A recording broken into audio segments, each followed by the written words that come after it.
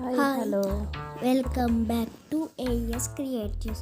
నేను ఎందుకు టమాటాలు ముందర పెట్టుకున్నా అంటే ఈరోజు టమాటా చట్నీ చేయబోతున్నాము.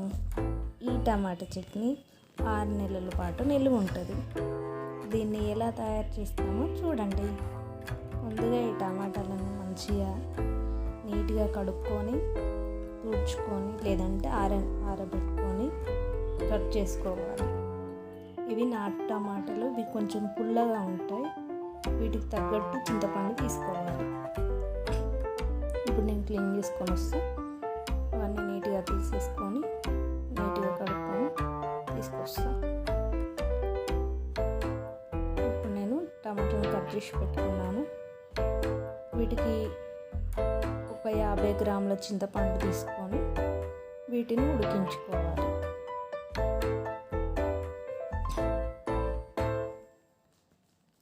వీటిని బాగా మగ్గించుకొని టమాటాలను ఇప్పుడు స్టవ్ ఆన్ చేసుకొని ఆ టమాటాలని అందులో వేసుకోవాలి. ఇప్పుడు ఆయిల్ ఏమి వేసుకోవద్దండి. ముందుగా కట్ చేసుకుని పెట్టుకున్న టమాటాలని ఇందులో వేసుకోవాలి. వీటిని బాగా ఉడికించుకోవాలి.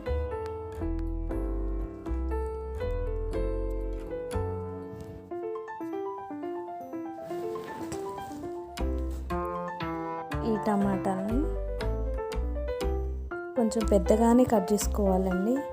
ఎలాగో ఉడికిపోతాయి, మనం మిక్సీలో కూడా వేస్తాం కాబట్టి ఎలా కట్ చేసుకున్నా ఏం లేదు. వీటికి లిడ్ పెట్టి బాగా ఉడికించుకోవాలండి. ఫస్ట్ ఒక 5 మినిట్స్ టమాటాలను ఉడికించాలి. తర్వాత చింతపండు యాడ్ చేసుకోవాలి. దీనికి కొత్త చింతపండు అయితేనే బాగుంటుందండి. అందులో ఉన్న నార గింజలు తీసేసి మంచిగా శుభ్రం చేసుకొని వేసుకొని ఉడికించుకోవాలి. చింతపండుని ఎప్పుడే కలుపుకోవద్దండి, ఎందుకంటే చింతపండులో ఉన్న పులుపుకు టమాటాలు ఉడకవు. అలా పైన పెట్టుకొని కాసేపు ఉడకనివ్వాలి, అవే మగ్గిపోతాయి. ఈలోపు మనం ఒక 3-4 వెల్లుల్లి ఒలుచుకుందామండి. ఒలిచి పెట్టుకున్నాము. ఇవి కొంచెం హాఫ్ ఉడికిపోయినాయి. మధ్యలో కలుపుతూ ఉండాలి, లేదంటే అడుగు పట్టేస్తుంది. ఇలాంటివి ఉడికించేటప్పుడు కొంచెం మందపాటి గిన్నెలోనే ఉడికించుకోవాలి. ఇప్పుడు లిడ్ క్లోజ్ చేయాల్సిన అవసరం లేదండి, ఆవిరైపోతాయి వాటర్ అంతా. ఈ పచ్చడి ఒక 1/2 అవర్లో చేసుకోవచ్చండి. టమాటాలు ఎక్కువ దొరికే సీజన్లో కానీ లేదంటే మన ఇంట్లో ఎక్కువ టమాటాలు ఉన్నప్పుడు కానీ ఈ పచ్చడి చేసుకోవచ్చు. కలుపుతూ ఉండాలండి.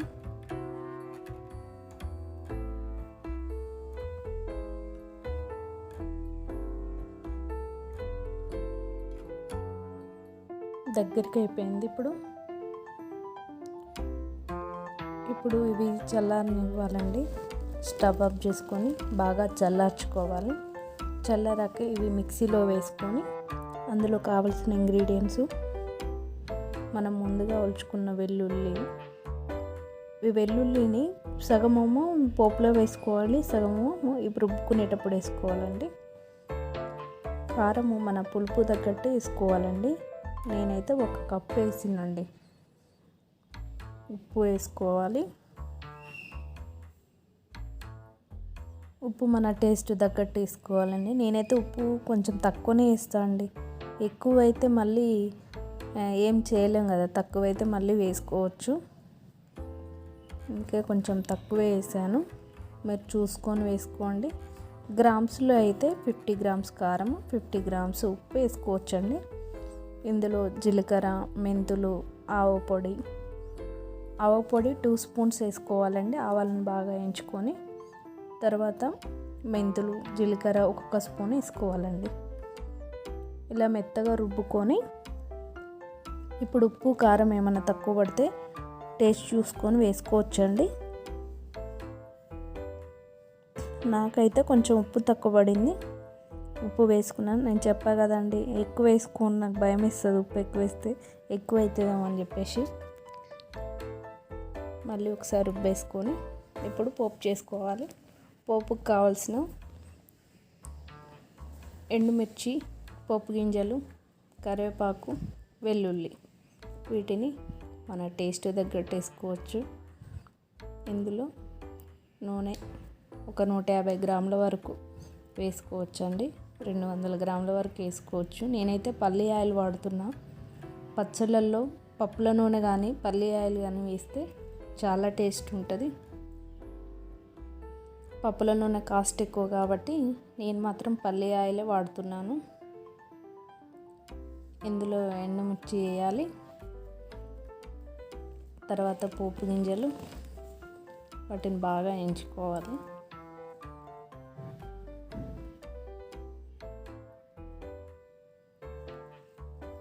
ఇప్పుడు వెల్లుల్లి వేసుకుందాము.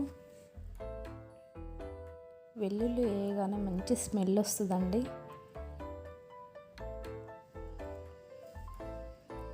ఇప్పుడు కరివేపాకు వేసుకోవాలి.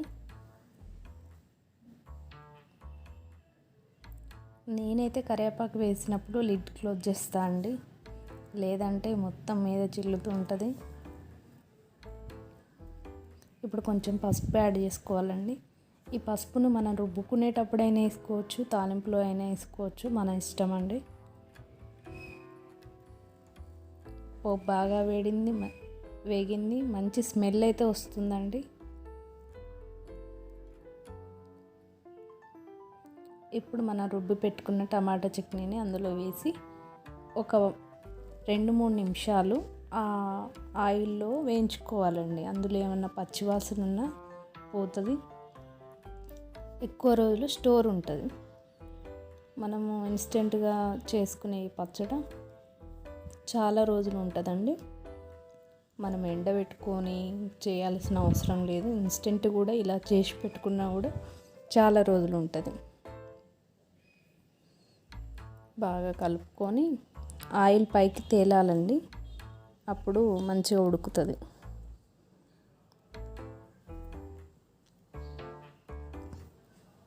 పచ్చళ్ళల్లో ఉప్పు కారం కరెక్ట్గా ఉంటేనే ఎక్కువ రోజులు స్టోర్ ఉంటాయండి. ఆయిల్ కూడా కొంచెం ఎక్కువనే ఉండాలి. ఈ చట్నీ అయితే మా ఇంట్లో అయితే ఎక్కువ రోజులు ఉండదండి, తొందరనే తినేస్తారు. మా ఇంట్లో అందరికి ఇష్టమైన చట్నీ ఇది.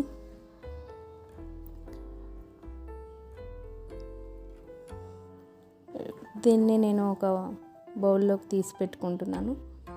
దీన్ని ఒక గాజు సీసాలో స్టోర్ చేసి పెట్టుకుంటే చాలా రోజులు ఉంటుందండి.